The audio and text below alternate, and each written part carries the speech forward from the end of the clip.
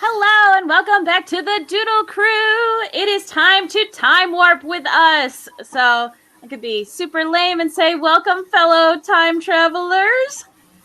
I'm just going to lean in. I'm going to lean into it, guys. I'm not good at intros, so I'm just going to make them worse than they were before.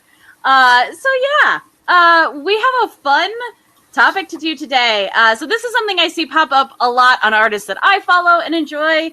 And it is so each of the artists got to pick a piece of art that they had drawn in the past, and we're gonna redraw it. And it was up to them the level of cringe that they wanted for the old art. I chose to go all the way back to high school to really lean into the cringe. So I'm gonna say we should go around and introduce everybody, and then also show the piece of artwork that you're redrawing. So Sarah, I'm gonna start with you.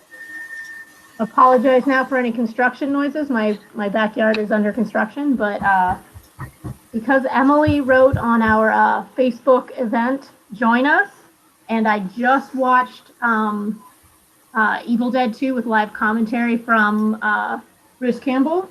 I'm going to do this high school drawing, this one, of Bruce Campbell looking gross and bloody. Oh my gosh. I love it. Is that the bunny from Donnie Darko on the other page? It is. Oh, look at him. This is a book of terrible. I'm not going to show you any more pages. It's a book of terrible drawings and regret. Yeah. Yep. I'm excited. It's nice to not be just doing this by myself. So Randall, which one did you pick? So I didn't go quite as far back, but shockingly, I guess I did this drawing in 2014. So it's, oh my gosh, it doesn't feel like it's been almost 7 years, but hey, no, here we are. No, it super doesn't.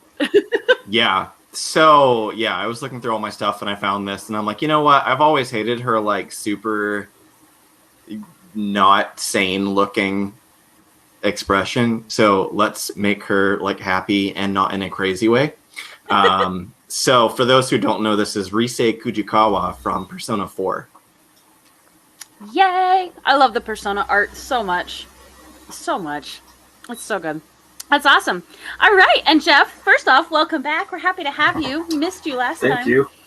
Yeah, and, I had to skip out. Kids have scheduled things now. Yeah, the tiny humans require assistance. It's a pain. But yeah, which one did you pick? I know you had to switch it up last minute. Yeah, I'm still kind of picking. Okay. So I will have one hopefully shortly here. I have so much on this hard drive, it's not even funny.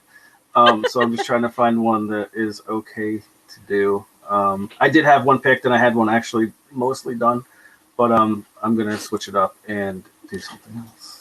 He's an overachiever. He's like, I worked really hard on this, I worked really fast, but I'm going to start fresh. Oh, I will finish the other one, though, and it'll be up on my Instagram, so you can go check that out. Heck yeah. Man, if you want to see all of Jeff's stuff, you should go to jeffmunn.com. That's right. All right. So if you want to follow me, you can find me across the internet at a swan named Emily. The side-by-sides of this will be posted at some point if all the artists give the okay to do so. But the one that I picked, I also went back to high school. So this lovely lady, this is a colored pencil sketch, which was weird for me because I didn't color a lot of my art. But yeah, look at that flames and a tribal tattoo. And boy, did I think this was cool. She was so cool. I was so proud of those eyes.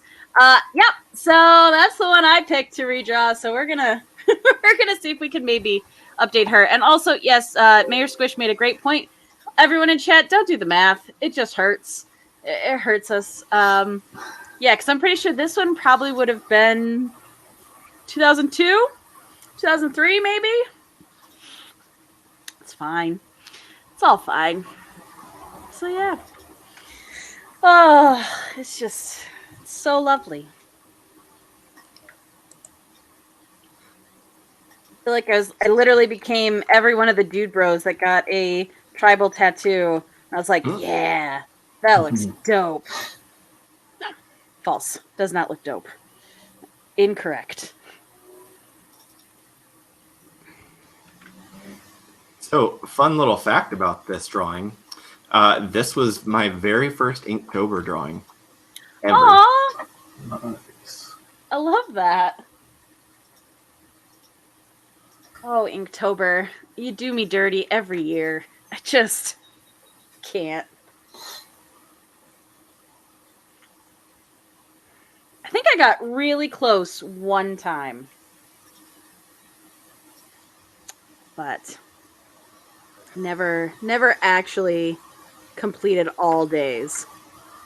No, it's too much, honestly. If you have a life, like, no, you can't do that. Yeah. I've always finished every year that I did it, but at the sacrifice of sleep and some like 5 other Yeah. things. Yeah. Yeah, I don't think there hasn't been a year where at the time I wasn't also working like a full-time job.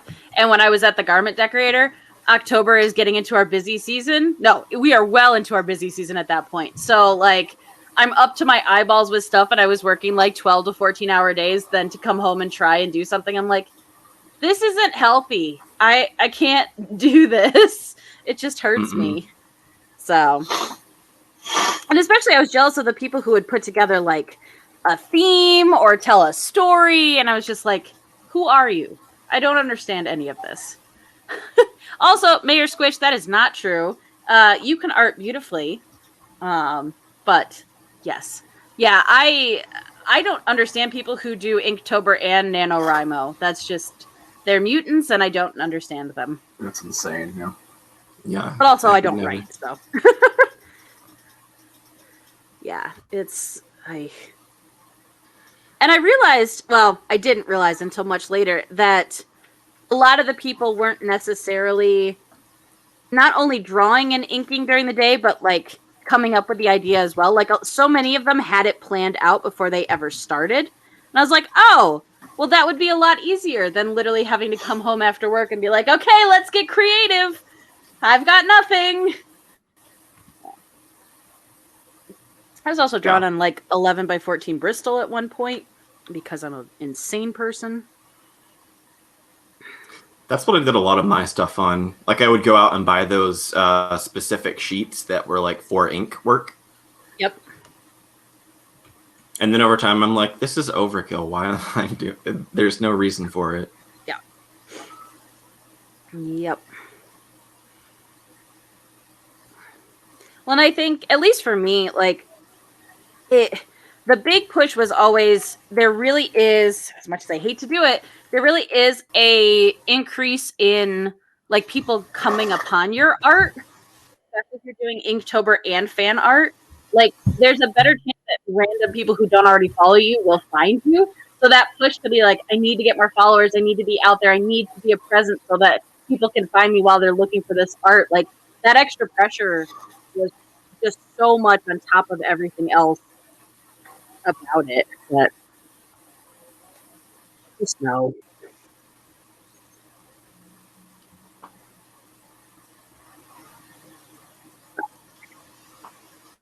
Yeah, and we're coming up on, Mermaid, which suffers from the same thing for me. I'm like, oh, drawing mermaids during the month of May, that'd be cool. Then I draw like, yay! Yeah, I have definitely just given up on ever doing any of those challenges anymore. I'm like, nope, I can't handle it. I'm too stressed all the time. It's not worth it. Yeah. If it's like a single day challenge or like over the course of a week or something, do one thing, I'm like, yeah, I'll do that. But the challenges that are 60 days of whatever, and I'm like, nope. No. I put my time in. I'm done. Yeah. But the same with like Global Game Jam. And someone's like, hey, in 2.5 days, do you want to make an entire game? And I'm like, no. I don't. I just don't. Don't bother asking me next year because my answer will be the same. Yep. Well, it's, again, 24-hour comic day where you're supposed to create a different like panel or, all of that and make the comic throughout the day. I'm just like, okay, one, I'm not going to stay up for 24 hours.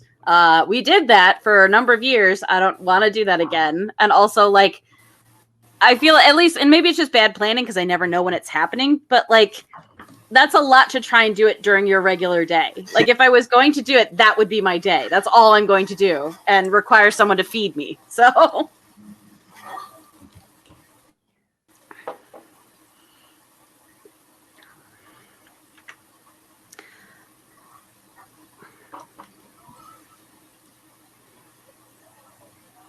and I think some of it too is if I'm going to do the art challenges and stuff, like I want to have fun. Like I appreciate Right. the doing art every day and the process of it, and especially when I was working a lot more traditionally to get me to ink every day. Like it really was a good thing, and I was proud of a lot of the art that I did, but that was never enough to counterbalance, like you said, Randall, the stress. Like the stress of it, and like we've lamented more than once on this, the fact that it's not just creating the art, it's also scanning it or taking a picture of it and cropping it and posting it and tagging it out and just Mm-hmm.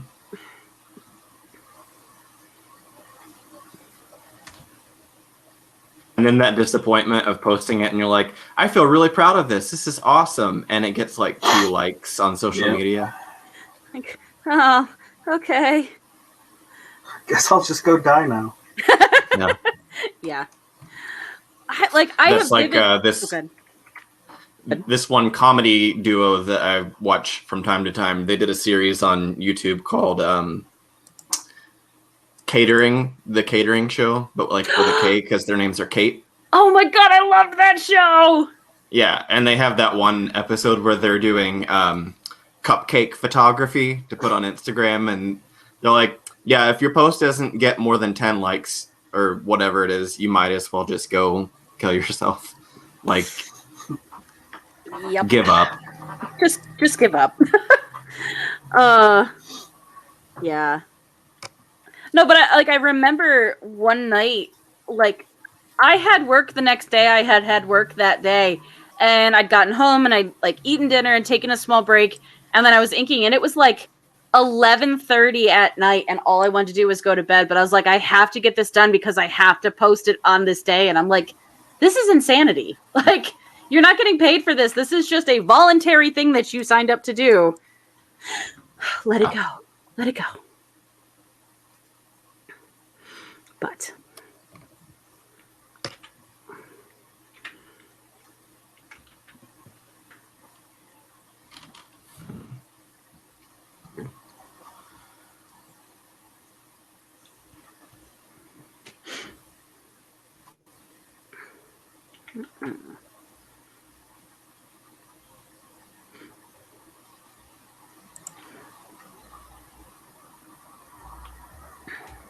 yeah, I think one of the last times where I actually like spent some time and really got into Inktober, I think the goal was I'm gonna finish 15 pieces, like every other day, or miss a day, or and then catch up on the weekend. Like that was my goal, to just do half. Because I was like, I think I can actually do that. Not much else.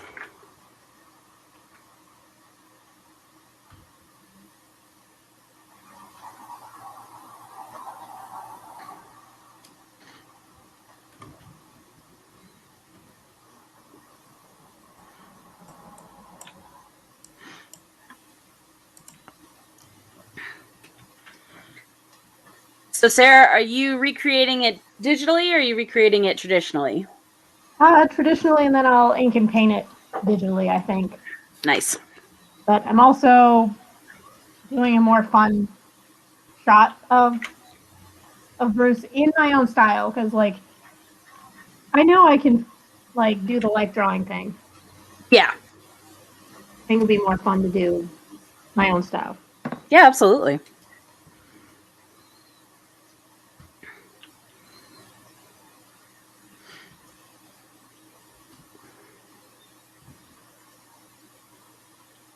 I was sitting here just now feeling like I was losing my mind, which is not unusual for any day of the week.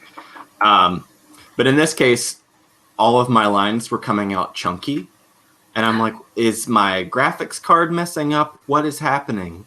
Oh, no. I've got smoothing turned on. So I realized after several failed attempts, the problem was after our last stream, I still had the pencil tool turned on. Oh no! Like, what is wrong with this brush? Oh. I was like, why do you look chunky like a pen? Oh, there it is. Okay. My What was that bad. thing Mr. Zaitner used to always say? The problem is between the chair and the monitor. Mm-hmm. Yeah. Mm-hmm. I was like, wow, that's such a spicy insult. And yet, I used it on somebody when I was real mad at them once, and like, I don't think they understood, which just made me feel better. And I was like, I bet this is how he felt. I have a whole new appreciation, but just like, yep, nope, you're right. And I deserve that because I was real bad in your class, but thank you.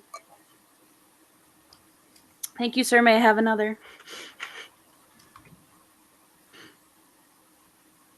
Okay. I'm pretty sure that with some of the teachers, like, they understood, like, no, you will not go on to have a career in this.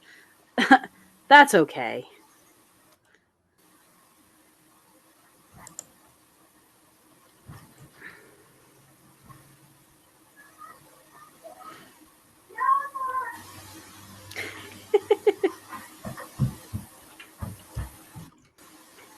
The children have made their presence known.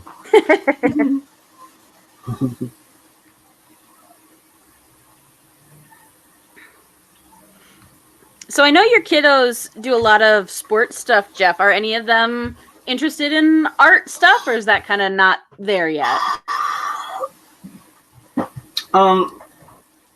Kind of. My 8-year-old, like this year, since they were doing a whole lot of remote learning, they his art teacher found this online canvas paint thing. I can't remember what it's called. It's a .io thing. I think it might be sketch.io or something like that.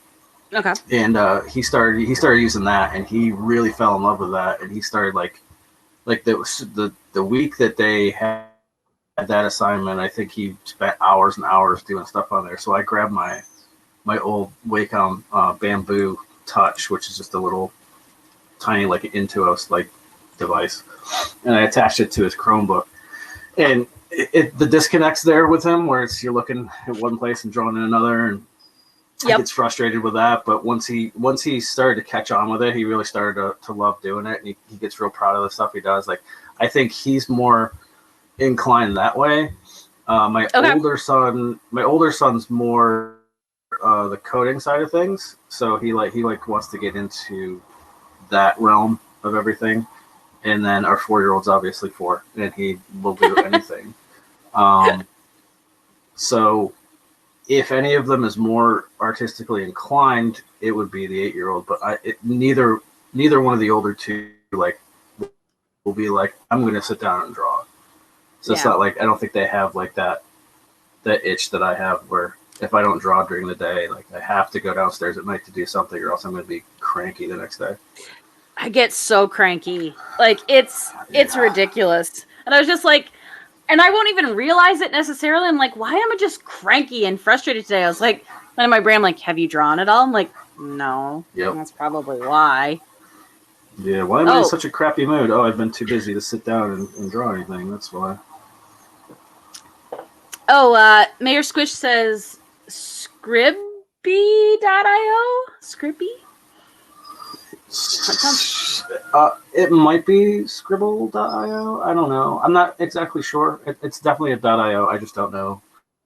He just did it last week. He just had to do it last week too, and I can't remember what it was. Yeah, I can't keep track of anything or time right now. So let's go down my office. You can draw.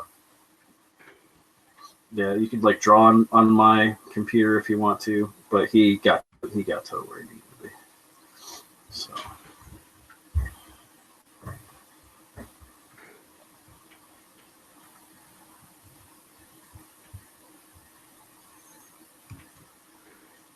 I was in preparation for a digital art class I'm going to teach. I was messing around with Procreate and stuff like that. And I don't have an iPad of my own and I hadn't specifically used it, I was confident that at least having had enough practice with enough like digital art programs, I'm like, well, I know the basics. I just have to learn this interface. But it was weird because some of the stuff, like I'll say the drawing assist or the mirroring, like some of the stuff you can do, I was like, wow, this really does make it very accessible, especially if you're a beginner. And like, there's the part of me that was a little bit frustrated because I was like, oh, it's doing like, it's just AI doing some of the stuff that we used to have to know how to do. But at the same time, like, no, that's great because then you can like skip all of those hardship steps to get to that point and then just create the art. You could, just concentrate on what's actually necessary to do the thing. Yep.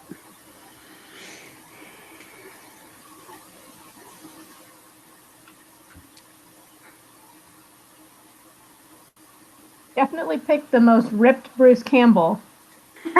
They made him work out for Evil Dead 2.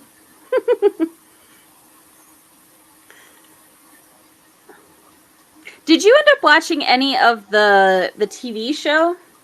The Evil Dead TV show? All of it. And okay. I loved it. Oh, good. Talking about it the other day. What is that actor? I loved an actor in it specifically, besides Bruce Campbell. Yeah, I assumed that part.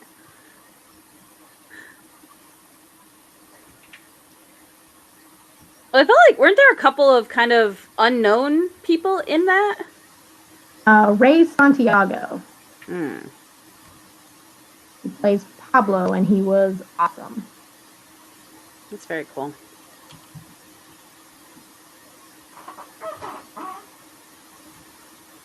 I irrationally enjoyed Bruce Campbell on Burn Notice. He was one of my favorite parts of that show. Like, you're just fun. You're just a fun time. I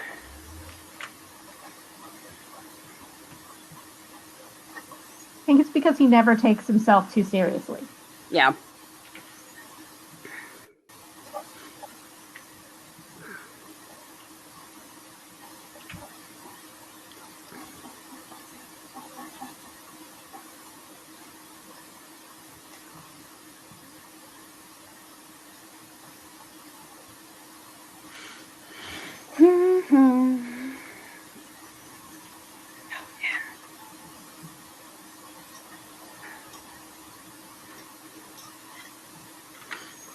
So which piece did you end up landing on, Jeff? So I found this old piece from 2008 that I did here. There's a lot wrong with it, so I wanted to try and update it at the very least. So I'm kind of doing that right now. I like that. At least getting proportions better and maybe a better pose out of it. Some actual foreshortening instead of pretending. Oh yeah, I faked that foreshortening hard a lot of the time.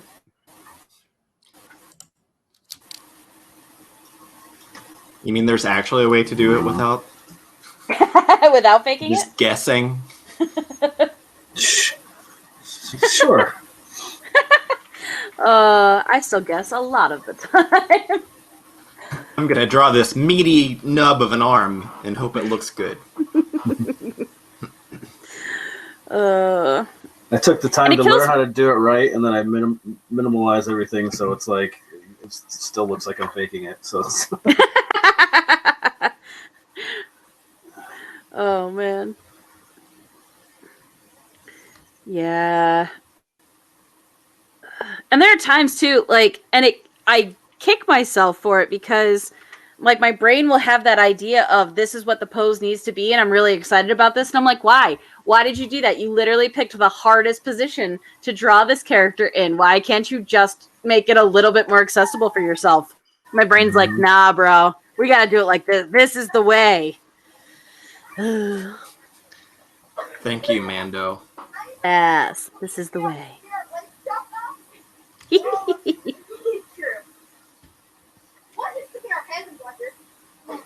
Yo, Dad. No. Denied. Oh, that was a hard and fast no. Yeah. my 11-year-old has a friend over, so I'm like, ouch. See ya. That's a no from me. Oh man. Basically, Dad, can we come act all obnoxious in your office? No, we can't.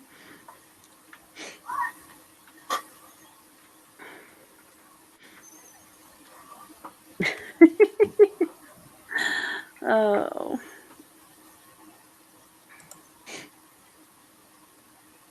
Oh man. Okay, so we're not going to see the necklace. That's all right. It just took so long to do it. Oh. I do that so much with my comics is I'll draw something and like really like how something turns out and then the word balloon covers it up. I'm like, son of a... Oh. Is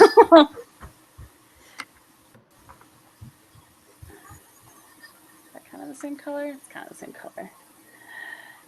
Yeah, definitely once I started doing more digital aspects to it of my comic layout, like I started really adjusting how I laid out my different panels because I was I was art first and then wording later. And the one piece that I did, I liked the guy who wrote it and I liked his story, but he was very wordy. And like the amount of text I had to get on that page was so much that I'm just like, I don't know how I'm going to fit all this. I did some comic work for a guy that was like, this is how many, like he would do, this is how many panels are going on. And then like in panel one, he'd have the character like literally do like 3 different things. I'm like, which one do you want me to show? Like, I can't do all 3 of these things in the same panel. That's not how this works. Yeah, sometimes I made the executive decision just to add panels to the page. I'm just like, if you want to show this, then let's do more than what you've called for. Yeah. Well, and I think I see it with people who maybe came from like a novel or short story side of it, where they feel like they have to describe everything. And I was like, no, I get that, because when you don't have a visual medium attached to it, that absolutely makes sense. But like, that's part of my job. Like I know what you're saying. I can make that. I can make all that information available to the audience.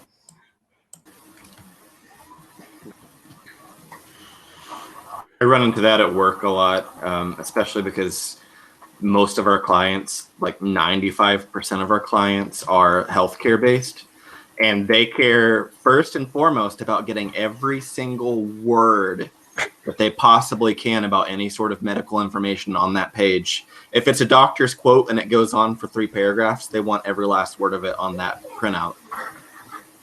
Jeez. Nope. Yeah, I've gotten to the point now that I'm just like, okay, that's what you want. You got it. I don't care if it looks bad. This is exactly what you asked for.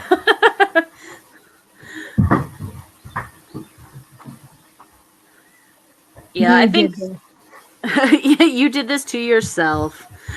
I think some of my most heartbreaking moments at the garment decorator was when I would have I would do up mock-ups and have all these ones that I thought were really cool, and then they'd be like, well, we just really want to see it like this, and my brain was like, yeah, I purposely didn't do that one because it's a bad idea. And so I was like, okay, and I do it, and they'd be like, yeah. I'm like, no, do not get that excited about this. You've made the wrong choice.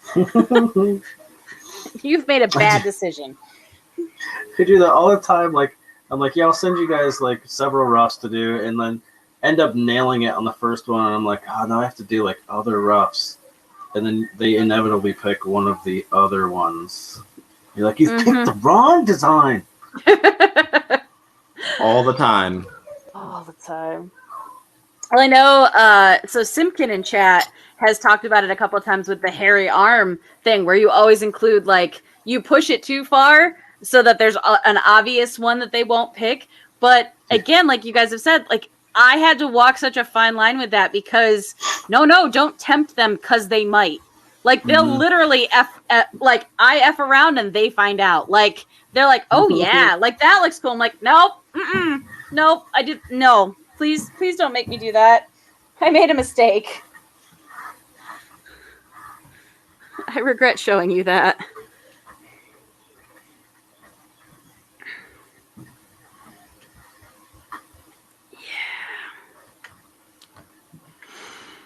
Customers, man.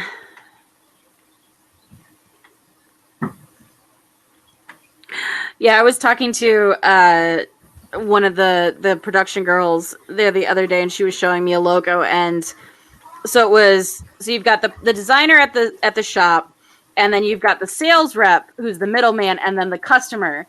And the customer is so dead set on it has to be 9 inches wide by 6 inches tall.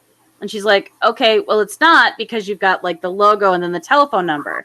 And I can't, it either has to be, not as wide, or like we scale it uniformly. That's how it works. She's like, nope, customer says has to be this. And she even sent them like a side by side of the squished one and the not squished one. He's like, yep, go with the squished one. Nope, turns out they got them all reordered because they didn't like how it looked. They're like, oh, we didn't know that included the phone number. And she's like, I sent you a side by side. You did know that because I told you that. You're lying. Yeah, I'm just like, oh, it hurts me. It hurts my brain. I'm working for a client now who wanted me to do a logo. So, gave them the price for the logo. It should have been a quick thing. And every time I send them something, I'm doing it in black and white to begin with. Because I'm like, for readability, it has to read in one color. Yep. And they're like, okay, we understand. And every time I send them a logo, they're like, but it's not in color yet. And I'm like, yeah, it has to read in a single color. That's why everything is black or negative space. It's black and white right now until you confirm that this is what you want. Then I'll put color to it. And then I did the color, which they had specific colors, so they were pretty like bright and in your face, but that's their color palette. Right. And then they're like, but there's no gradient here. And I'm like, you really don't want a gradient in here or shading. You want it to be readable no matter how big you print it. And they're like, but what if? And I'm like, no. But you hired me, specifically me, for my expertise. And so they're getting a gradient version because really they wanted to hire me for an illustration. Yeah. And they didn't know that's what they were hiring me for. They're like, yeah, the logo. No, those are not the same things. Those are different words. Which is fine. It's for a local place, and it's I'm happy to help them. Like, I'm basically like would have done it for free, except I don't want to start doing things for free. Good. I think that is great personal growth for you. But yeah, it was just one of those things where this was supposed to be a week of work, and now it's dragged to a month and a half. Oh. It's never a week of work. It's never a week of work. Never. I mean, it's like a couple hours. Like if it were all crammed into 1 week, that would be cool. But it's like I make changes. They take a week to get back to me. I spend an hour and a half changing things. It's one of those things. I have a client right now that's like that. I'm doing a lot of technical drawing stuff with them, and on their initial meeting, it was, how long do you think it's going to take you to do this? And since I had already done a sample 8 illustrations for them, I knew their process, so I was like, it's going to take about 6 weeks to get these 40 illustrations done. He goes, oh, I hope it takes a lot less time than that. And in my head, it's like, it will take me way less time than that. It will take you weeks to get back to me with revisions. And here I am sitting right now. It's been a week since I've asked them for feedback on the last batch of stuff that I gave them. So, yes, it would have taken less time. You know? Yep. Okay, I'm into the point where they just have to pick a font. So, oh Lord, it's Famous all last up words. to them. Yeah, it's all up to them. All they have to do. Yeah, but it takes me 5 seconds to make some different versions of that and be like, okay, tell me if you like any of these. Yeah. It's not quite right. I can still make, like, at least pick the ones you like best, and I can work from there. Yes. Well, and I think this was something that was especially tough because obviously the design place I was working for, we had such a quick turnaround. Like so much of this stuff had to be done for specific events or this, that, or the other thing. So like the revision side of it, there was a limit to the amount of time, and I didn't understand crazy monster trucks. I don't even know what that is. I don't. Apparently, all of Pittsburgh is under construction right now. Yeah. But a lot of the clients would come in and I'd be like, okay, so what are you looking for? Like this and that. And they're like, well, I'm not really sure. And it was I won't know what I want until I see what I don't want. Yeah. And I'm just like, yep, I get that. But boy, does that make my job just that much longer and more tiring. I understand, but you make me sad with these things that you say. Know it when I see it.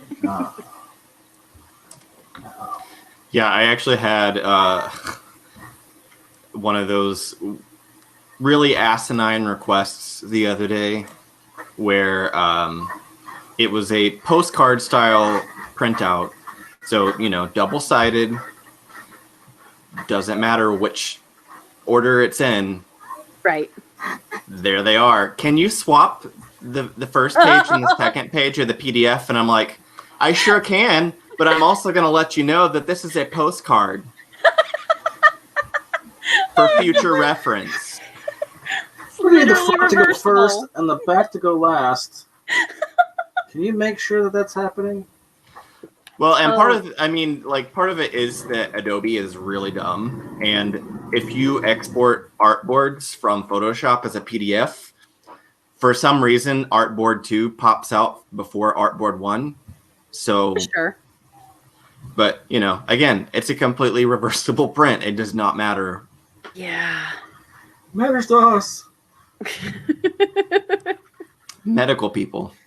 Yeah. They have to have it their way. No, honestly, some of the stuff that you've described to me throughout the years of you working and doing this, like, it just hurts my brain. I'm just like, I don't know how you do it because I would have lost my mind years ago. It's called knowing when to hit backspace a lot on your email, like I did today. It's called having a secret folder in your email saying, do not send, but I need to write it. Yes. Oh, yes. I love it. Truth Tigress says, Pittsburgh has 4 seasons. Summer, fall, winter, and construction. Guys. It is construction season. It is, yes. Oh, Tigress, I think I lost my mind years ago. But yes, the Almost Daily guys, they test me weekly. I think that's why Steph and I only ever do twice a month, because we're like, nope, we're going to preserve the little kernel of sanity we have left. We're going to cling to that and hope for the best. Oh, yeah. Speaking of, that's the insanity we're gearing up for tonight. You boy. Think the construction's done for the day. They use a leaf blower to blow all of the loose dirt and dust away from everything every night, and I think that's what just happened. Okay. For 10 minutes.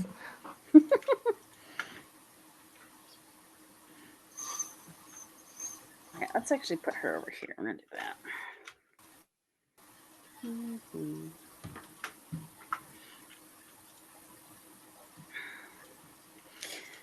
I'm literally just marking time because I don't want to draw the back tattoo. Oh no! All right. my original piece for today had a bunch of tattoos on it too, and I cheated back in the day when I drew it by just looking up tattoos and cutting or copy pasting and just kind of manipulating them a little bit. And so this time I had drawn them all, and I was like, "Oh yeah, this is gonna be so much better." I always want to give my characters cool tattoos in the comics, and then have that moment where I have to stop myself because you have to draw them Must on draw. every. No, don't do it. Don't give them a full sleeve tattoo. Are you an insane person? Unless they're wearing long sleeves through the whole thing, you don't want to do that. Must draw all the time. That's all the time. No, Truth Tigress, I thought that might be you, but also I'm pretty sure Charles is still going to butcher your name. But I am very happy to have you. Thank you for hanging out. You are in good company. So 3 of the 4 of us are still in Pittsburgh, and Pittsburgh is where I went to college. So anytime you are hyping the Penguins, I enjoy it greatly. All right, how are we gonna do this?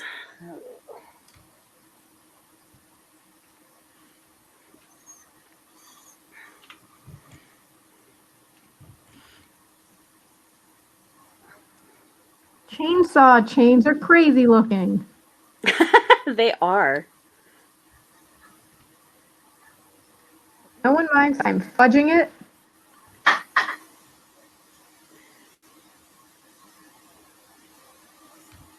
That is nutballs.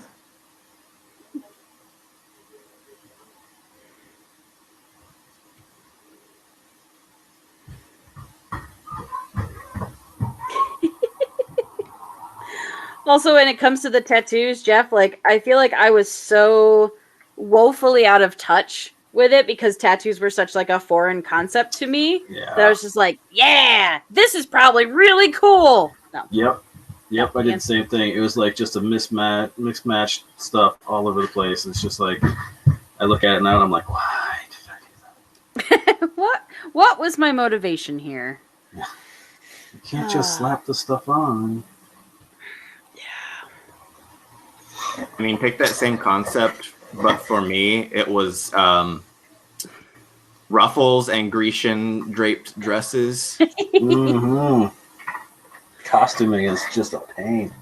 Yeah, I blame Sailor Moon for that one because I wanted all of those like empire waist and Grecian hanging things. I was like, I want all of this. Then I'd start to draw it. I'm like, but why? Why did I do this? Skin tight items are so much easier to draw. Sure, let's have her collarbones visible through her shirt. Belly button. Yeah.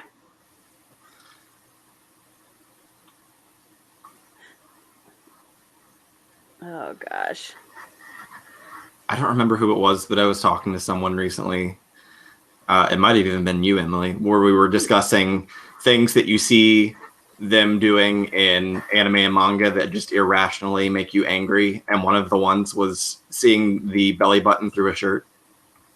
It wasn't me, but that bothers me greatly. I'm like, that's not how. Oh, I think ours was, we got on how clothing actually fits over breasts. Like how it looks when you're actually wearing a button-down top.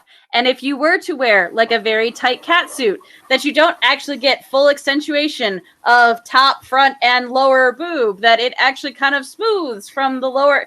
That's not even a corset. Isn't, oh my gosh, that's not how this clothing works. You can't. Yeah. I have many thoughts on that. And that's not how it looks. Even a little bit, guys. Oh, that's right, because I sent you that image from a game I was playing where they were all in a like an outdoor bath and they had towels around them, but the towel was perfectly wrapped around their boobs. And it's like, no, that's not how that works.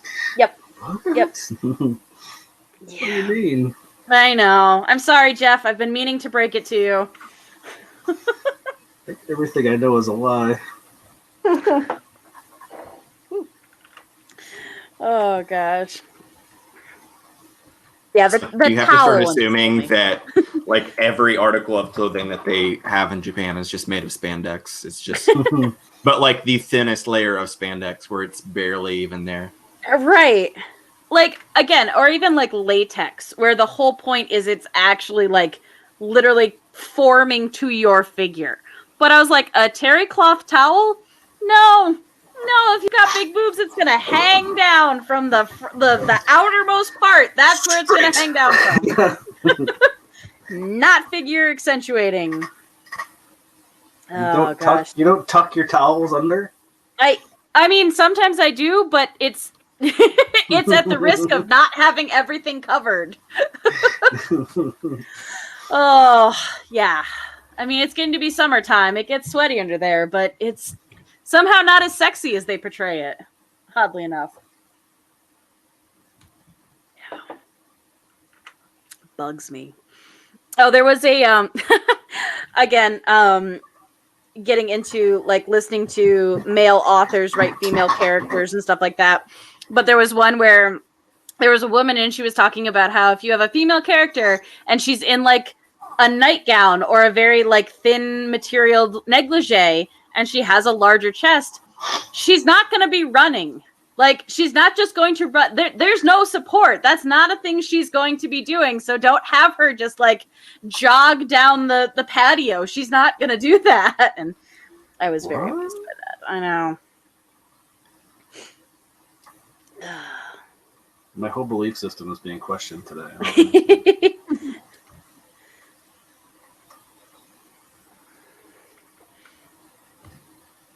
I don't know if I'm making these better or worse. Oh, God. Get to the end and the old drawing is better than the new one. Like, my life has been wasted all this time. I think the saddest thing about like looking through some of this old art and everything is I am absolutely I mean, aside from, you know, the anatomical issues and all of that art stuff, but I am positive that I had a whole backstory for this character. Like, I had adventures planned for her. Like, she had a whole thing. I don't remember any of it now, but, like, I don't get that the same way with characters now. Like, I'll design characters to look a certain way, but I don't have, like, epic backstory for them.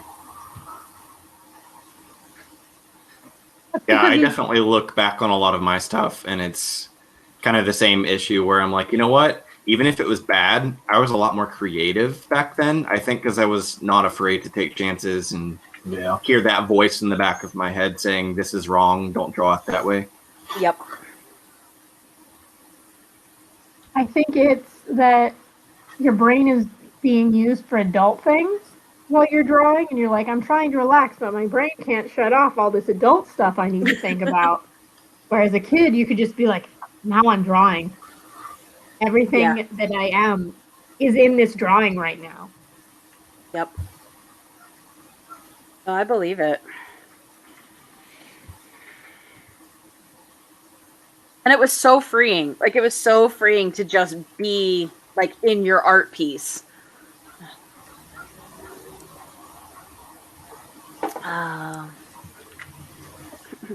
Adulthood, you ruined the party again. Always. Always.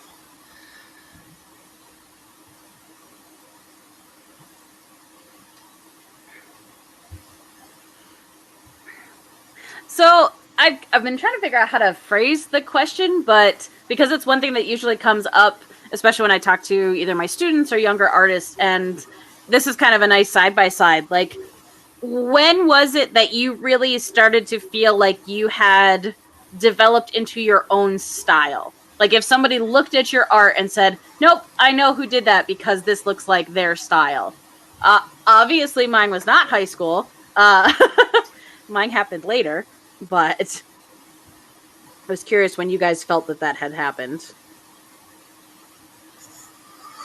I'm still waiting.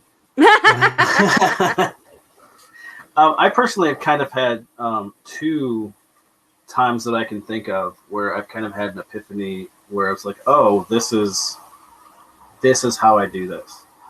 So, like, I can remember it must have been 15, 20 years ago where I kind of started to embrace the fact that I drew more cartoony than anything else. So, like, I originally was always trying to draw, like, specific comic book style, more realistic than anything else. I mean, it still had like kind of bulging muscles and stuff like that, but nothing was like, everything was kind of, I tried to be a lot more anatomically correct and more detailed and stuff with it. And I was just like, why am I doing this? Like, I draw cartoon characters better than I draw, muscular superhero type guy. So why don't I combine the two, just start doing that? So that's when I started to go on that path.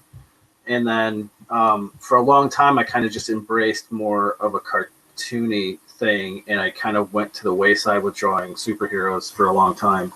And you can see that in most of my comic work is more everyday people. They're very much cartoon characters. They're very much 3-4 heads tall, noodle arms. And I kind of went through, it kind of ebbed and flowed through certain styles during that period too. It was like, for a while, it was like no outline. Then it was certain aspects that I kind of add detail, lose detail, and work through that way. Sometimes I had more of an angular style. Sometimes I embraced the old UPA style. And then more recently, I would say in the past year or so, I've gotten a lot more comfortable drawing superheroes again. And it's kind of more in the style that I'm doing right now, where you can see it's muscular and it has some detail to it, but it's definitely still more of a cartoony style than it is a more rendered style. Mm-hmm. And it was just like, I think it was about a year ago, actually. I think it was June of last year. I redid for the entire month of June. I did, speaking of challenges that we were talking earlier, I did a thing called Rejunification, where I took all the old Series 1 Marvel superhero cards, and I picked 30 of them, and I redrew them in my style. And then as I did that every day, I kind of developed this pattern of how I drew. Oh, this is how I draw arms. Oh, this is how I draw legs. Oh, this is, because for a while legs were kind of an anomaly to me. Like I was like, let's cut them off at the knees. Like let's only draw some tubes coming down and just cut them off because I can't do them. And then and I find myself even more recently, in the past couple months, really, is taking more risks when I'm drawing. So I'm like, well, let's try and add more detail. Let's try and put a little bit more definition into this hand. Because like for a while, it would just be like, I'm going to draw a circle. I'm going to draw some lines. There's your hand. I'm done. And now it's kind of like, with this one, I'm kind of doing like, okay, well, let's define the fingers a little bit more in a fist instead of just sticking to just that. So for me, and I probably for every artist, it's more of a developmental thing. Like you'll have milestones in your whole artistic journey, but there will be certain points that will stand out where you're like, it's like, holy crap, this is how I do this. And then you kind of lean into that for a while, and then, that'll develop more and more. And then you'll be like, okay, so where do I go from here? And then you'll do that for a while. So, I mean, for me, that's how that's kind of gone. So. No, that makes sense. And it's funny, again, because I knew you, I'd say once you were more established as an artist, like with Randall and Sarah, obviously I met them when we were all still learning. So I got to watch their styles evolve. Right. But with you, I got to see you kind of already fully formed. But exactly what you're saying makes sense. And I had a similar experience. And it's funny because we were talking about Inktober. There was one year, and I remember it like 2014, where I look back at the Inktober I did that year, and I was like, I was really in it. Like, I was firing on all cylinders. I like those pieces that I did. Like, there's consistency. Like, this really feels like me. And I don't know. I think it was because I then got busy with my day job and stopped doing as much art. Like, and I see my art not be as confident from that point. And I think now that I'm doing a lot more and a lot more drawing that I like to do, I'm starting to see it kind of come back. But even that, like, I'm noticing, like you were saying, like, within the last 6 months of even just doing Doodle Crew, my style has changed a bit from what it was. Right.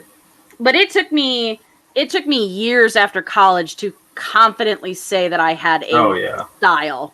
Oh yeah. Yeah, definitely. Like I've recently been trying to overhaul my studio here, and I've got all my sketchbooks from back when I was at AIP the second time, and I have one that I filled completely, and I was like, okay, I can see where I was very confident in what I was doing then, and I was surrounded by other artists, and the creativity was there, and everything was going pretty well.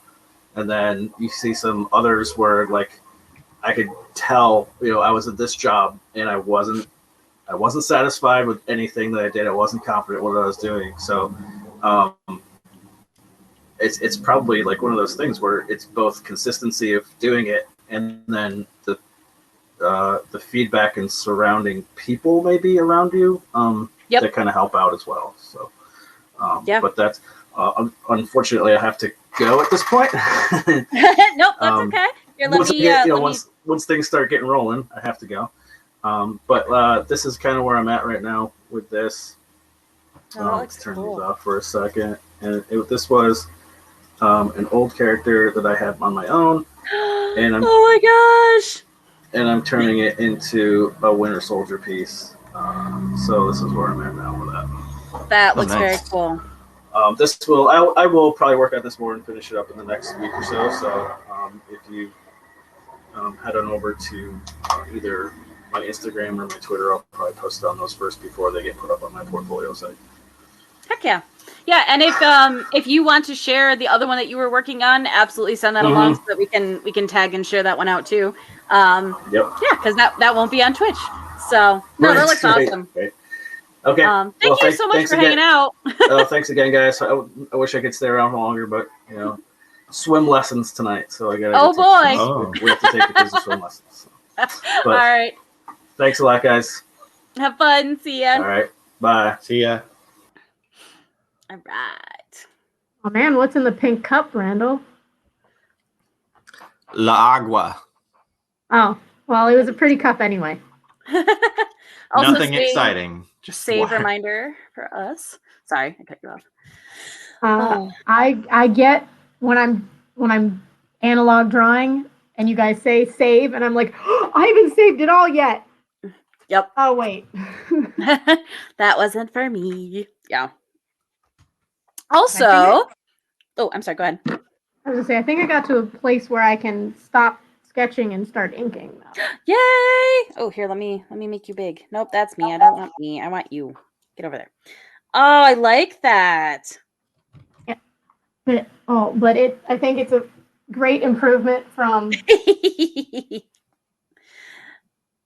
I mean, that's just also I like how small his eyes are. Like they're correct. I think they just look extra small in that.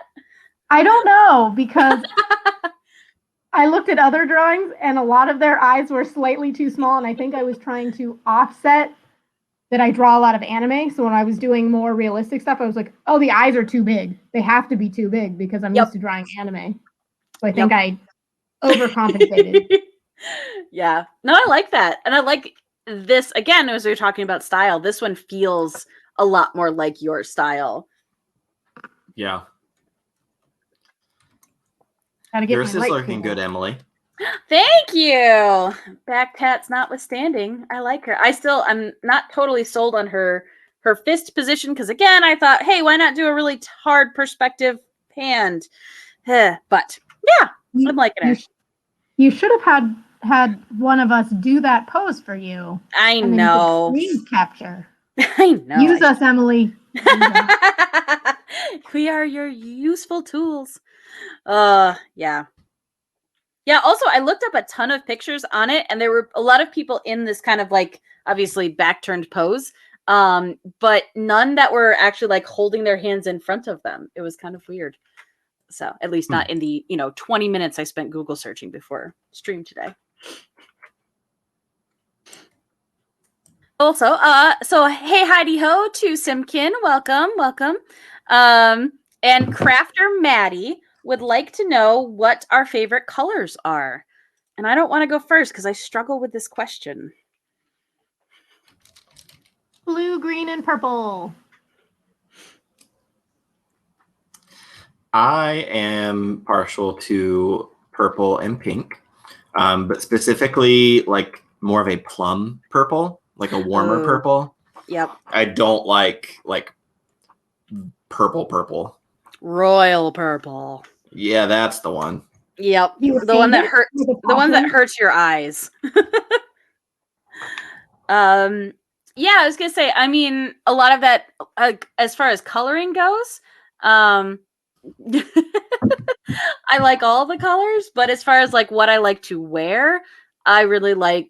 I like black. I like black a lot. Black suits me well. But I really like cranberry and wine, like that darkest reddish color. That looks really nice on me with my pale skin and blonde hair. So I wear a lot of that. like that. Or like dark purple and navy blue. All of those. Anything that's going to make my pale skin not look quite as pale works pretty well.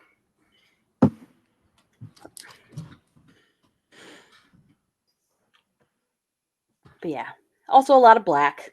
I wear a lot of black.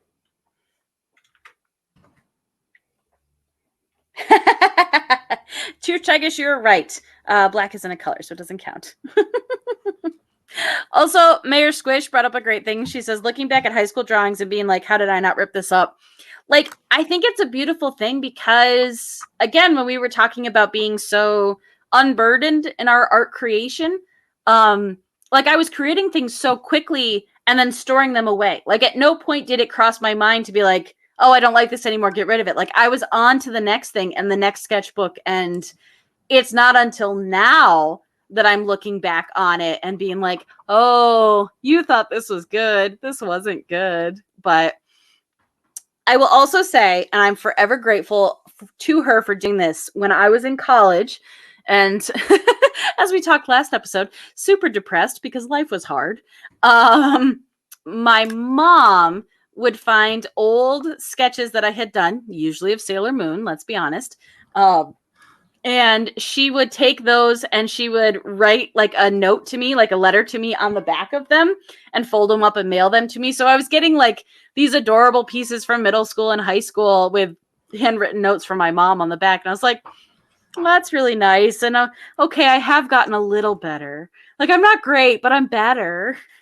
So that was very nice. Aw. Yeah, Mom. Oh, hello. You're awake now. Oh, now I know what I should have done. I have a good drawing for next time. In my closet, I have a drawing of Adam and Eve that I did in first grade. And I think Twitch would be okay with a little kid drawing of naked people. But it's spectacular, and I totally want to redraw that drawing. Oh my gosh, that's great. I went to Catholic school. And, oh, go ahead. I was gonna say, I don't think I knew that. Like, I feel like that was something you probably told me, and I just forgotten. But yeah, I didn't remember that. Well, I only went to Catholic school for 3 years, first, second, and third grade. And hello. I'm telling a story. Oh, hello there, General Kenobi. If I disappear, it's not my fault. So it's okay. They love it. It was parent-teacher conference day, and my parents went in and they had work that we had done on our desks. I don't know why my computer's making weird noises. What did you do, Kat? Sticky keys, no. All of, like, they're looking around for, where's Sarah's desk? Where's Sarah's desk? They're looking at everyone else's artwork, and they're like, oh, that's cute. And on top of my pile of work was this image of Adam and Eve in the Garden of Eden, and Eve's naked holding an apple, and she has one giant hand holding this apple. And then Adam is leaping through the air in all of his glory, and you can see all the bits. And my parents were mortified. They're like, oh my God, of course this is our kid. Like, none of the other kids had crazy naked people drawings. Oh my gosh. I love that so much. So if we do this again, that's my drawing. Okay. I think we have another one planned. At least I'm pretty sure. I tried to book another one. People in chat, I'm still trying to figure out the best dates and times to hit and get people. And as the world opens up again, schedules are changing. Yeah, so we've got one in June. Late June, there's another one planned. So that's on a Thursday. So. Yeah! Mayor Squish is going to be on that one. Heck yeah. Yay.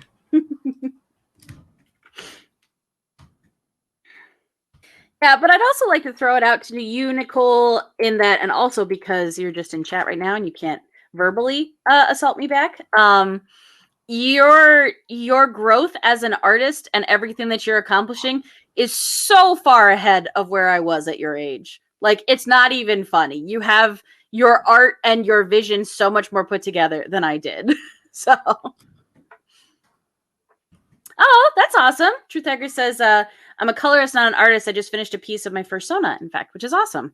Yeah, I struggle with color. I have struggled with color since I was drawing back then. Like, that was never the part I got really excited about. Like, I always wanted to do all the sketching and all of that, and I was like, then I just want it to be colored. I just don't want to have to actually do it. Yeah, I always envy Kristen because she's so good with color. I mean, because you've even watched her like sketch from the start with color. Yep. And she's been that way since college. And I'm like, Yeah. you jerk face. Why are you this good? Stop it.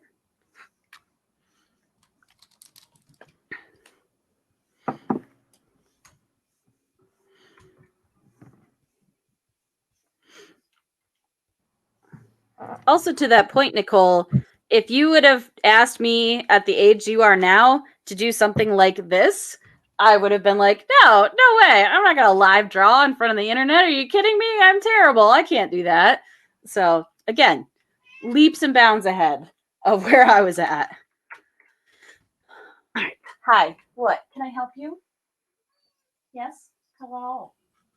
Hello. We snuggled for like 2 hours earlier today. We had a big time snuggle sesh. Hi. Insufficient. Say hello. Says, Mom, you've been working out of the house a lot lately. I require attention. Hi. What do you think? Hello. I like you too.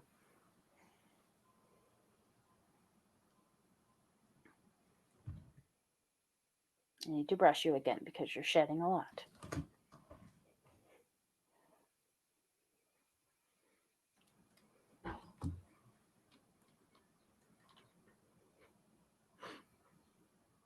I also think it's appropriate, Randall, that you jumped in on this one because of the thing. I think I sent it to you on Instagram where it was a side-by-side of like 2017 to this year's artwork, and we're both like, but the new one isn't better. Yeah. I don't know that was an improvement. And nobody in the they're like, it's great. And I'm like, stop kissing this person's ass and tell them the truth. I'm not going to do it because I don't want to be that person. But yeah, there are enough jerks out there on the internet that somebody should be saying something. Yeah. I could see it being a little bit more stylistic, but at the same time, like, the proportions were worse and the overall like character creativity wasn't as good. And I'm like, I'm confused though. That's not what I wanted.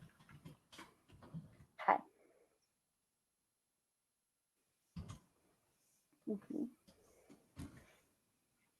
This is not easy to draw with you being held at the same time. I just want you to know that. Let Lucy see what's happening over there. Yes, she is a big floofy baby. She's been extra baby today. I'm sure. She wants to see your big. Say hello. Hello. Hello. I've been all up in Mom's business today.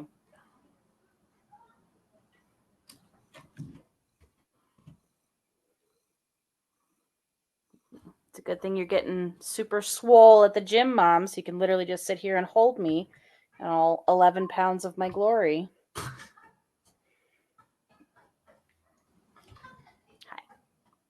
For now, 11 pounds. For now. I know. You're being very cute. You are. You're being very cute. I should weigh Lucy. But I'm See scared. how much you fattened her up. She didn't weigh enough to get spayed when we first brought her in. Oh my gosh. I don't think I realized there was a weight requirement. 5 pounds. Okay. We were feeding her a lot so she would gain weight because she was starved. And then she got fixed and her metabolism went very round. I don't even have that excuse. I just call it college. And I became very round. Yeah, I was just talking to a friend about that yesterday. Not you.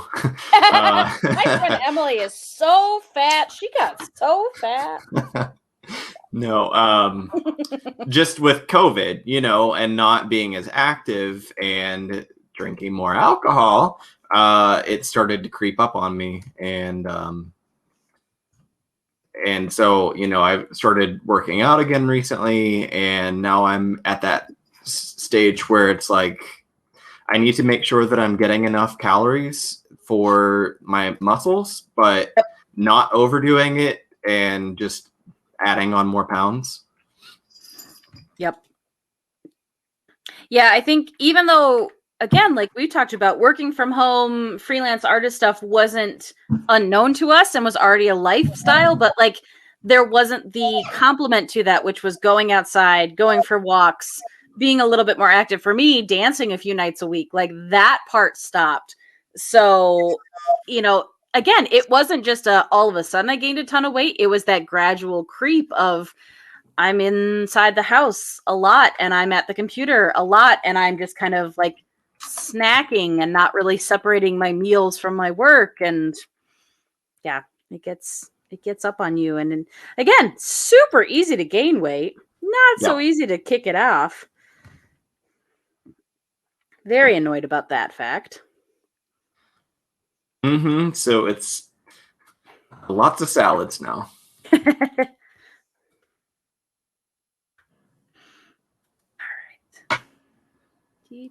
Your mask. Okay.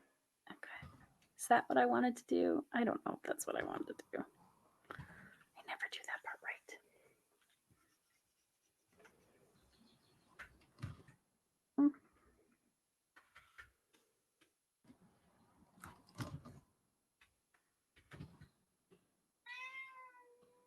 You're not going outside.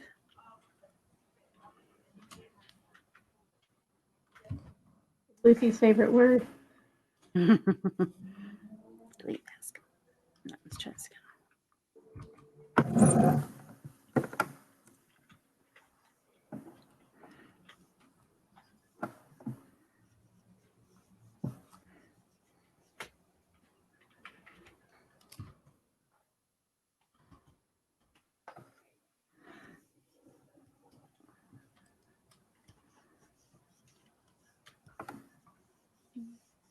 That's interesting. All right.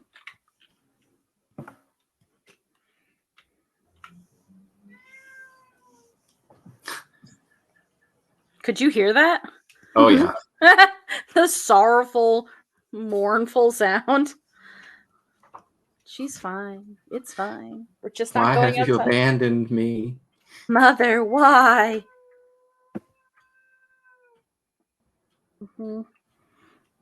That's how she gets you.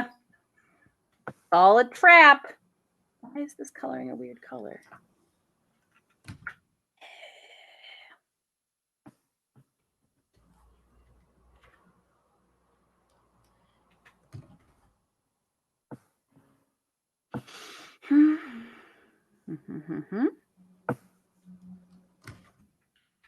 That wasn't it.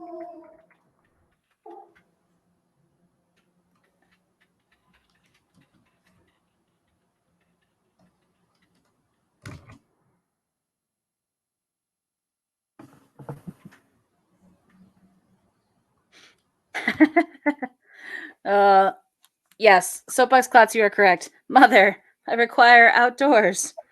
Mother. We went out earlier. It was not for long, but we did go out. And she wishes to have complete autonomy, and that is not what is going to happen. So Yeah, Mayor Squish, 2020 was real bad. Like I look at so it would have been January of 2020 when I was really fit because that was the January where we performed Cinderella. So I'd been in like crazy rehearsal since October. Like I was feeling really fit, really good. And we'll say by the time I got to January 2021, not feeling as fit, not feeling as good. But I'm very grateful for in the botched Discord, there is a section for people who are working to lose weight and kind of keeping each other accountable, which is really nice. So I appreciate that.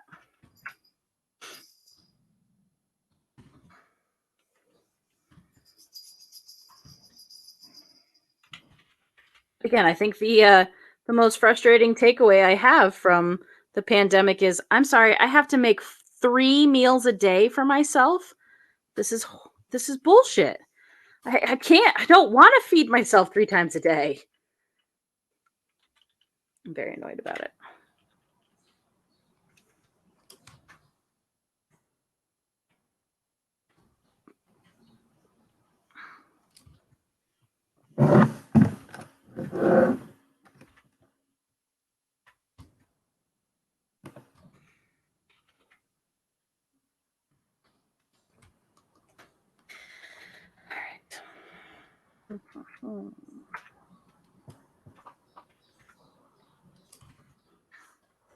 I know we'd kind of moved past it, but did you guys have thoughts on developing your style? I know, Randall, you kind of answered, but As I sit here drawing, I'm like, is this my style? Is this what people see and they think, oh, that's his stuff? I think mine sort of came around when I was starting to do comics because I had to do something in the same style all the time. Mm-hmm. And even though it did evolve a little bit, it is kind of mostly the same. And someone had mentioned reading my comic and something about my style, and I was like, oof.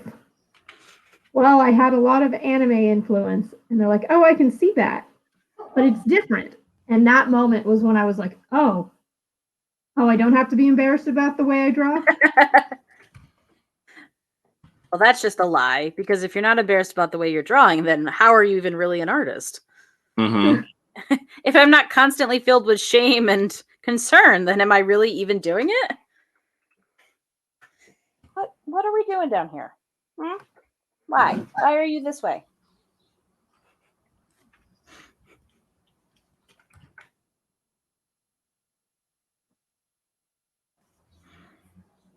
Well, and I don't know if you guys experience this, but I definitely have those times where, I'll be on Instagram or something like that, and I'll be searching through or scrolling through or just even following artists that I really like how they draw, and I'll have those moments where I'm just like, I need to change everything about the way I draw, and I want my style to be completely different because I love this.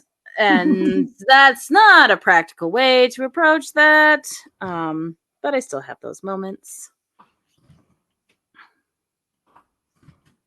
Yep, I do that all the time. Especially going back to color. And I'm like, I wish I had that kind of like painterly style that I see a lot of people using. Yeah. I'm like, but kind of circling back again to the style thing, the one thing that people have told me about my style is I can tell it's yours because of your line work. And so then I'm like, oh, great. So if I want painterly style and people just know me for my line work, then identity crisis. Well, shit. Yeah. Well, and it's funny that you mentioned that because I think your line work is absolutely a recognizable part of your style because, and I'm constantly jealous, especially when you're drawing, hair or ruffles, like the cleanliness of your lines and the crispness of all of that. I'm just like, this is so good. Like it's so crisp and clean. I was like, I just flat out don't have the patience for that. you say as I'm sitting here drawing hair. Mm-hmm. Mm-hmm. Mm-hmm.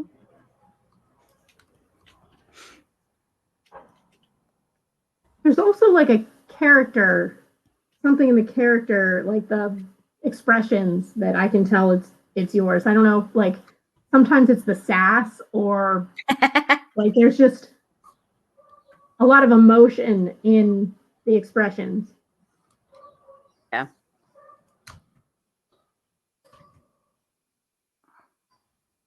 Well, wasn't it one of our professors that referenced it was like your nose or your mouth, or like there was some very specific facial feature. They were like, "Yep, whenever I see that, I know it's Randall's stuff."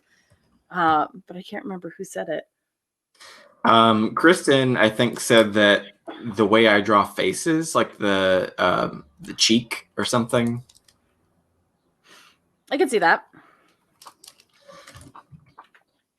And that goes back to I watched a lot of anime, and this is how I learned how to draw like a Tenchi Muyo style face, and it stuck with me ever since. But also along those lines, I think it's pretty funny because if you look at literally the three artists who are here right now, all super, super influenced by anime and the anime that we watched, and yet, while I think our styles have some similarities, you can very, very clearly tell differences between the three of us and our art. Like, I don't think our art looks the same, even though we were so inspired by similar sources. That is true. We went to the same school and literally have the same degree. As opposed to, say, the Cal Art style, which, yeah, you know, it's good, but that's how you can tell, like, oh, they went to Cal Arts because they all have that style. I still want it, though. Even now that I'm not an animator, like, I look at their stuff and I'm just like, I want it so bad. I never had it. I still don't have it, but I wanted it. Oh. Yeah. Once in a while I wonder what would have happened if we had gone to California schools, if our trajectory in art would have been different. Yeah. Yeah, I used to think about that all the time. But then a part of me is like, you know what, though? As I've gotten older, I don't want to do animation. And I feel like I would have really been upset with myself if I got locked into that. Mm-hmm. Well, and I think, too, again, this is such old people talk, one, but also, two, like, a little bit depressing. But because California is so expensive to live and to work, like, same thing. Like, I would have been locked into finding work because I had to eat and I had to live. And it's a lot more expensive to fail there than it is to fail here. Like I did. Like, I didn't end up going into the direction I thought I was going to do, and, didn't do art for a while. So, that I was kind of like, well, if you had to do it, at least you did it in Pennsylvania and New York, where it's cheaper to live. Yeah, that's very true.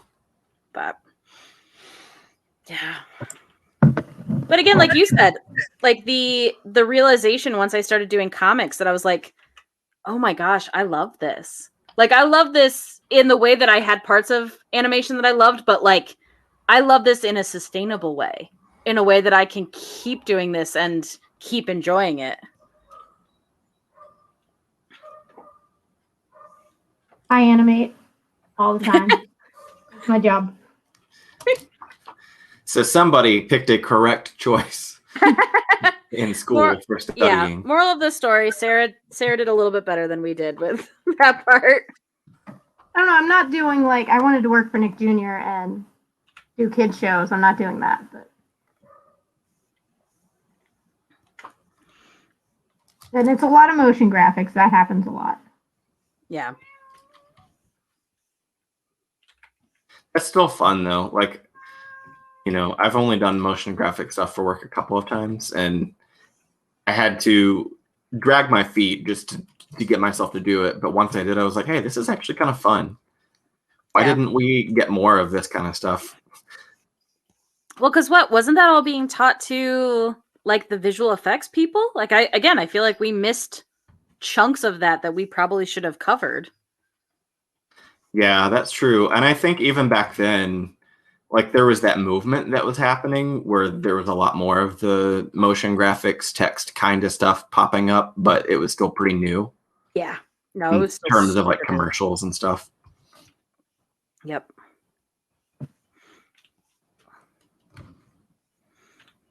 Well, and it's funny. So I had a kind of an interview, but just a chat with a high school student today about, someone who's interested in art and wanted to talk to somebody who is working as a professional artist. And I hate to play the card because it doesn't make a lot of sense to them because they haven't lived it. But there are times where, I'm like, so when it comes to actual education, I'm very happy that I got the degree that I did, and I'm happy for what I learned at school. But a lot of that was because the infancy of the internet and the infancy of sharing information and teaching each other things really wasn't what it was and what it is now. And so, and also, again, as I've said, I didn't know how to teach myself that. Like, I needed someone to tell me, this is how you do this. This is what you do. But now, like, if you're even a little bit motivated, there is a YouTube video for that. You can teach yourself a lot of stuff. And as we talked about with Procreate, the programs themselves are so much more intuitive. So different hurdles, but at the same time, like, there are aspects of it that are different enough that I was like, you won't have to go through these things that I went through because that's just not how things are anymore. Yep. But I had that same conversation with someone recently. We were on a video shoot, and this lady that we consult with said that her daughter was getting really into like wanting to do animation and stuff and asking for advice. And I was like, you don't want to ask me because I absolutely detest when someone asks me to animate. But basically exactly what you just said with, having a school with a set program helped me because I'm not that kind of person that I could just sit down and teach myself. But it's like, if your daughter is that kind of person, I would say, don't waste the money. Go to YouTube. There are lots of people, I can recommend people that work in the industry that have YouTube channels that I think they're a great benefit to watch them. And the biggest thing I said now, like, also Crafter Maddie, thank you, says, don't forget to drink water. So, yes, but I realize I've been hydrating well. It means I have to go to the bathroom. Yes, me too. I'm going to have to do that soon. College for us was more about making these connections. Mm-hmm. Like, we paid a whole lot of money to connect with other artists, and I think that's the only thing that you're lacking when you don't go to a formal college. Yeah, I like that. I'm wondering if it's less go for animation, but maybe go for something similar, something that will kind of supplement that type of education. Like, okay, you can learn the animation stuff, you can learn programs. Maybe you need communications. I don't know, something else that's going to get you connections. That's going to help you understand how to function with other human beings and give you those social skills you need. Because I know that's where college helped me the most. The technical skills a little bit, but more. I met people. I was in the right place at the right time to get a job because people were looking for graduates at graduation. There was a lot of things that you don't think of being something that you get as an education. Yeah.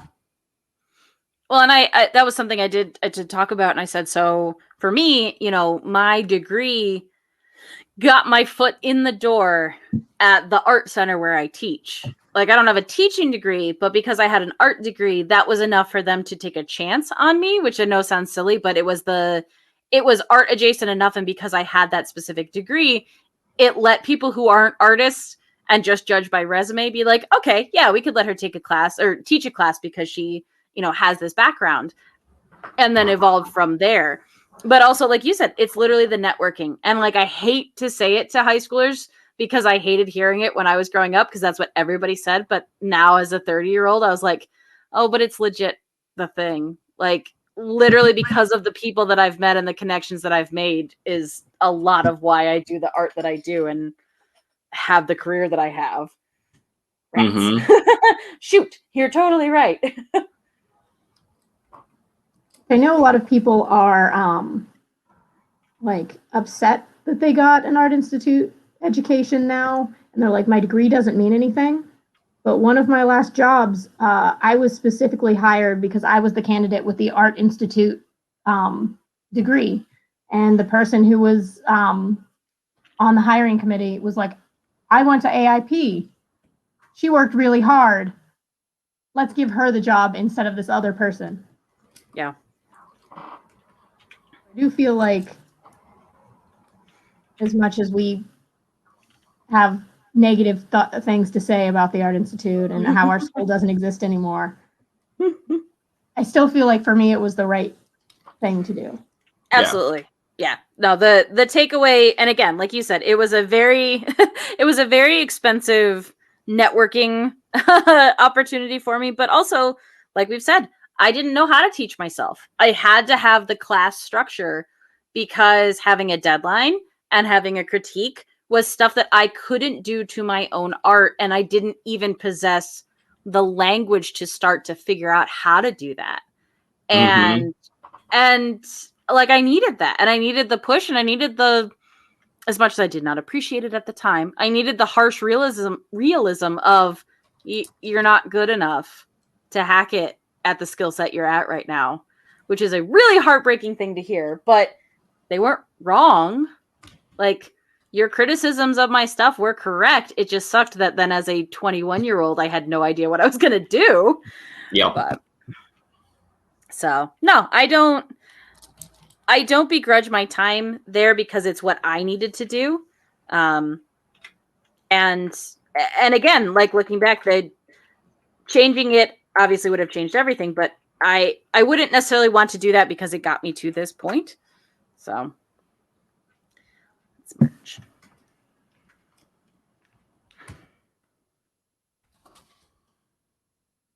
I think that's kind of my whole thing whenever someone asks me that question is, do I regret it? No. Do I recommend it? It depends. Yeah.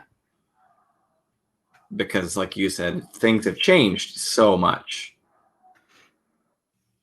Yep.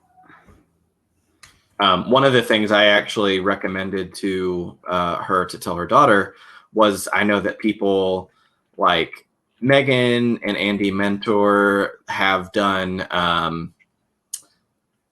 the animation, what's it called? Animation Mentor? Or what was yeah. that? Yeah. I was like, I know you just said mentor, but I think that's what it is. Yes. Andy Mentor, Animation Mentor. Because I remember when Megan was doing that, like, they had a lot of really neat exercises and stuff. Yeah. Well, and again, the thing that I constantly talk about with my students is that, like, at no point are you done.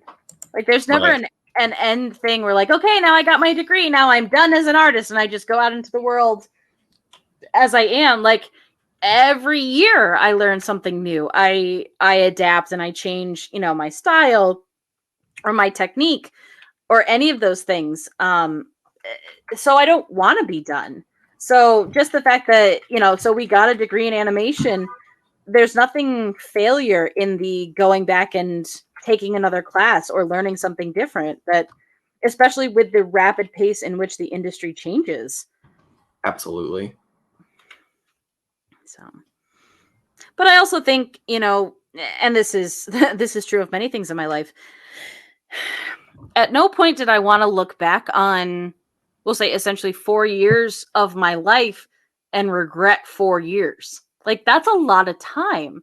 So even if I'm not thrilled with, the outcome or my job placement or a lot of the things that happen, like, I don't want to regret that time. I had a lot of fun. I mean, a lot of it was probably close to delirium, but obviously I liked the humans that I met there, and they're still friends I have to this day. I still utilize and teach skills that I learned there. So, no, I don't. You get them to populate your art stream every week. Woohoo! Yes.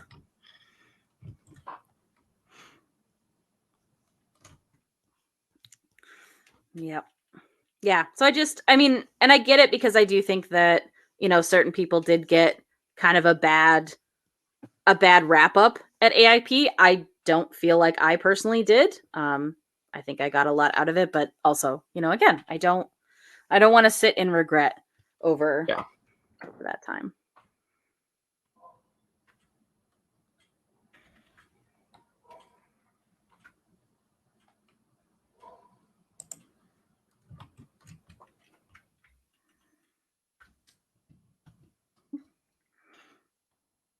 Also, didn't actually plan on that being such a heavy topic, but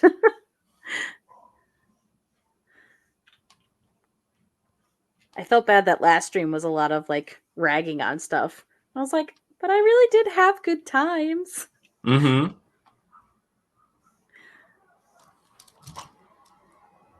It's all right. You yelled at Aaron for it. I did, because he was being very negative about everything. Yeah. He had like one positive thing. It was like, and even that, I felt like, nah. Yeah. He said Keddy. He did say Keddy. Keddy is, I think, a positive, bright spot for all of us. And Zahner. And Schwab. Everybody.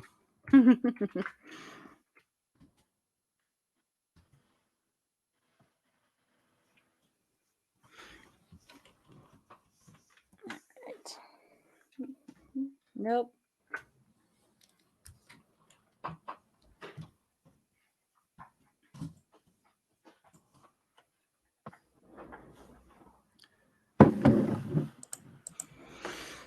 Now comes that fun part, where because I didn't name any of my layers, I have to figure out which ones to erase. Oops. All right. Also, I'm gonna do it. I will be right back, because I consumed enough water. That's the takeaway. Okay. Now let's talk about Emily. And then when she goes back to review the stream, she'll hear all the terrible things we said. Well, the thing I was going to say is she's really nice. That bitch.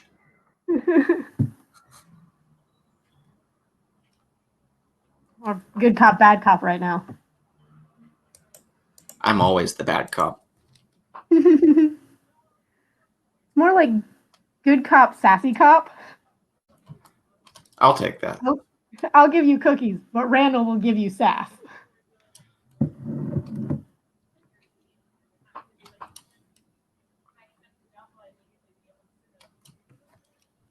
I think I'm to the spot where I have to stop, or I'm going to really screw it up really bad. Aw. I just want to keep working and working and be like, I'll just make this line a little darker and this one a little darker. What about this? And then I'm like, oh, now it's the entire page is black. Yeah, it is so easy to do that. That's how I ended up ruining many of my Inktober things.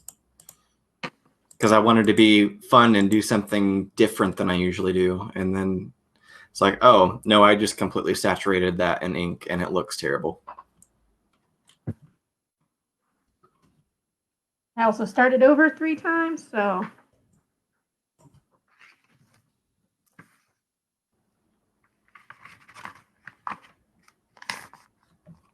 That's it.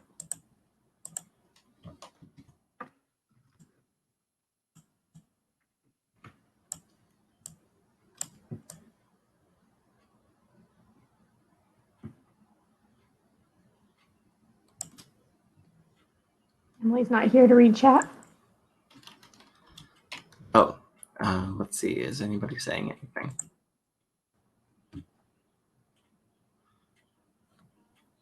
The only thing I saw that's new is shocking, and in my head, it was in Johnson's voice from Doro Hedoro, so it was just a giant cockroach creature shrieking, shocking. So I relate everything to a cartoon I've seen. I think that's fair. Shocking is the only word he knows how to say.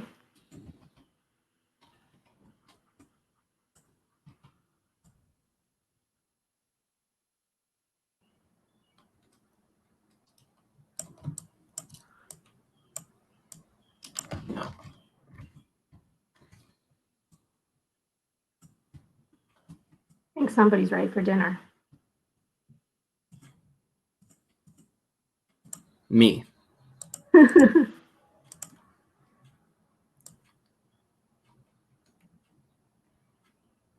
Emily might be muted. I am. Thank you. Yeah. I said I am also hungry. I had salad earlier and shockingly am hungry again. That's what I'm gonna have forever. Forever. So on that same note, they've been doing that thing at Dunkin' where every Wednesday they have a free donut with your purchase of a drink. And for the first time in my life, I was looking at the list of classic donuts and I'm like, which one is the lowest calories? I hate that I'm at this point in my life now. So I went with the cruller and I thought of you, Sarah. They're the best. And shockingly, the least calorie intense. Because they're all air. French air. Oh, French air, my favorite pastry.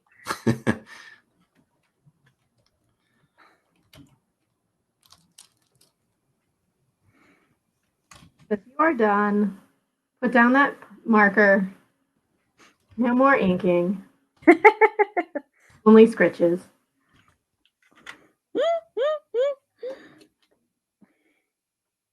You also got out of the house to go get that donut.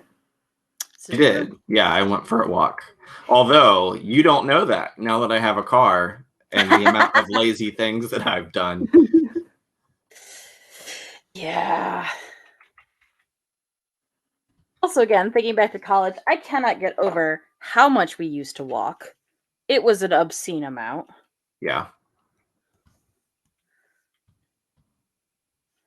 Anybody who in chat that is unaware, the Art Institute, when they were first established, did not have a dorm anywhere near the school.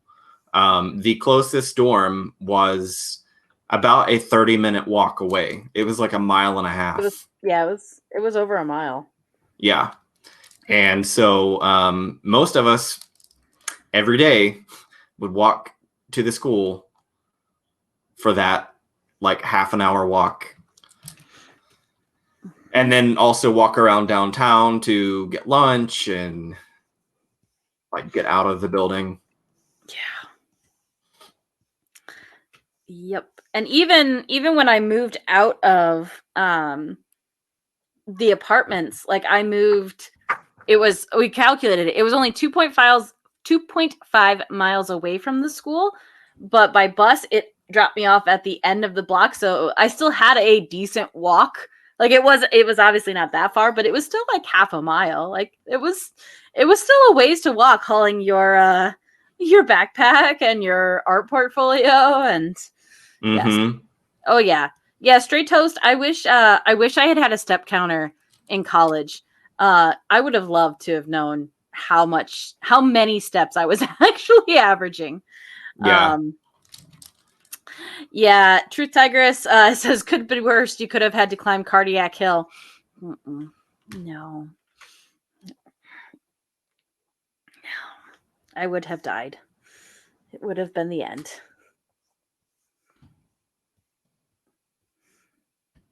But then also, like the idiots that we were, then we go drinking at night or drink at the house and then be like, you know what we're going to do? We're going to get out and we're going to wander around and walk some more. Why not? I kind of missed out on that because I didn't drink until I was 23. Well, you're a better, more responsible person than I was.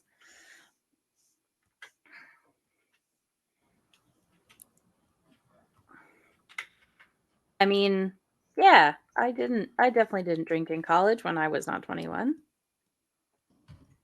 You were 21 super late too. Uh-huh. Yeah, I didn't. So I graduated June of 07, and I didn't turn 21 until that July. So it was like a month after graduation when I actually turned 21. Fun. Yeah, because I'll never forget, like, Ketty offered to like take me out for a celebratory beer, and I was like, that'd be great. I'll have a celebratory cranberry juice. Thanks.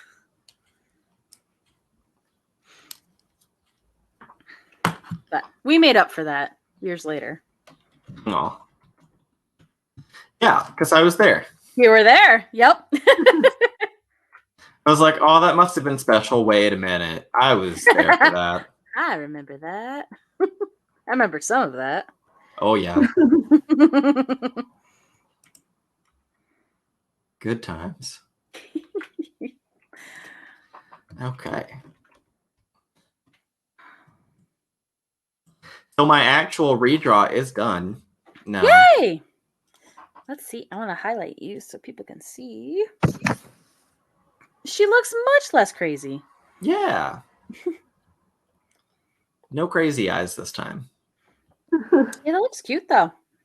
I like how that turned out. It's giving me lunar vibes. I think it's the eyes. The eyes feel very lunar. Yeah, I can see that, which is another one of my inspirations and where my style comes from. Yeah. No, that turned out great. Oh, Lord. Uh-oh. I'm sure it's fine. I'm sure it's fine. I'll figure out how I want to position this. I appreciate that with how she's posed and that facial expression, that it's almost like caught in the act, like, oh, God, you can see my butt. Yeah, I wanted that pose because part of this was, I mean, since, you know, high school Emily took the time to draw that tattoo, like, I wanted to highlight it, but I was like, how do I do a pose that does that? I was like, I don't want to just do boob butt pose. Like, I hate boob butt pose. So I was like, all right, like, happy medium. And, like, instead of having just her shirt down, like, I'll have, like, a cool, like, back cutout shirt. And, yeah. So, tried to do you proud, high school Emily. Aw.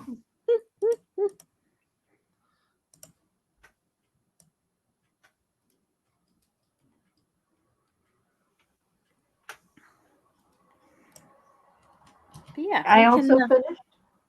Okay. Oh, hey, we can. We're at the 2-hour mark, so we can also wrap up.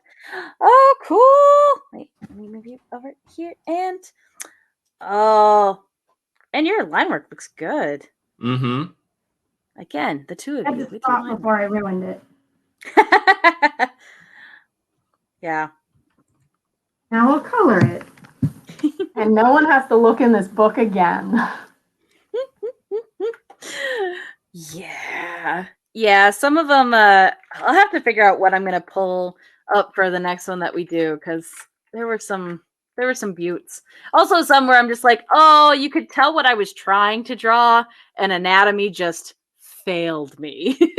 Yeah. Failed me greatly. Which I think there's something about, like, I don't mind dissing on my high school stuff, but some of my college stuff just upsets me. I'm like, you should have been better. We were taking enough classes. You should have been better than this, and you're just not. But that's okay.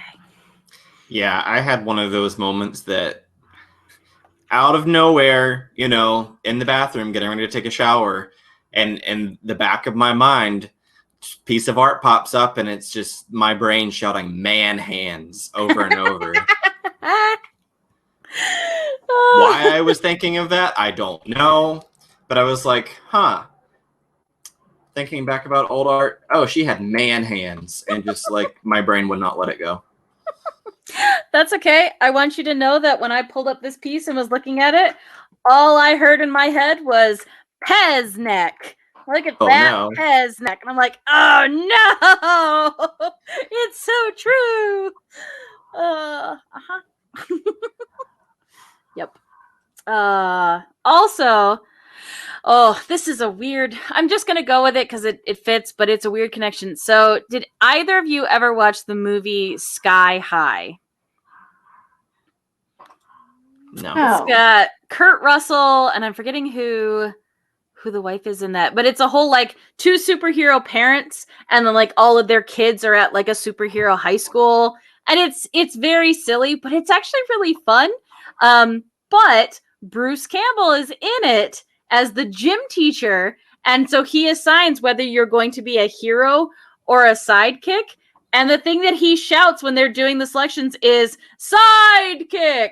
So like in my brain, anytime I have a thing like that to yell, like we're talking about bad things we did in art, like when I hear tangent, I hear tangent, but it's in Bruce Campbell's voice. And I'm just like, this is the most bizarre worker. Why, brain? Why? Okay. Thank you, Raging Lady Boner. I loved that movie too. I think I have it on DVD.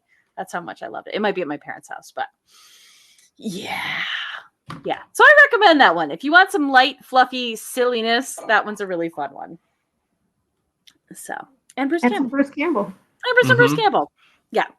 All right. So, Sarah, do you want to let people know where they can find you? Or you can find me on Tumblr and my website, sarahwilldesign.com, as I can't not pun. And that's where all my comics are and all my things, and Yay! eventually a Bruce Campbell. More Bruce. Hooray! And Randall, where can people find you? You can find me on Instagram. That one I don't use as much for art, but there's some art, but all the rest of it, pure art, is over on Tumblr. Yeah, guy. But also, anybody in chat, if you are interested in finding any of the artists, you can go over to our link tree or follow us at Twitter, Instagram, or Facebook at Doodle Crew Draw. That's the best place to find us. The amazing Nicole, our mod and artist, gets all the artwork up there from the show. So the art you see live created ends up posted. Sometimes gives us a chance to finish it before we post it, which is awesome. You can find me across the internet at a swan named Emily. I just posted the last Saturday morning cartoons and my most recent episode of Sketching Shakespeare over on my YouTube. So if you want to check those out, if you missed those live, that's where they live. I'm slowly creeping up in my subscribers, so we're getting that much closer to renaming it to the thing that I want it to be renamed to.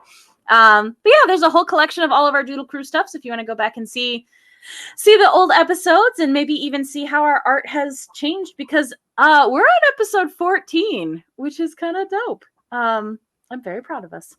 Wow. So yeah. But yeah, if not, hit us up. I'm gonna move this. I'm sorry. I know I'm outroing, but there, let's do that. There's my final piece. Yeah, I think I always do this, and I never have it ready when the next one. So this was a pretty quick back-to-back one. The next time I think you'll see us, is a ways. I think it's towards the end of the month, around the 20th. I think that's our next one, if I'm reading the calendar correctly. So yeah, you get a little bit of a break, but if you are missing us, like I said, check out the YouTube. You can watch old episodes and do that, or just follow us on our socials and check out our art there. But thank you so much, everybody, for hanging out. Thank you, Randall, for jumping in and hanging. This was super fun. Yeah. And yeah, we'll see everybody next time. Bye. Bye.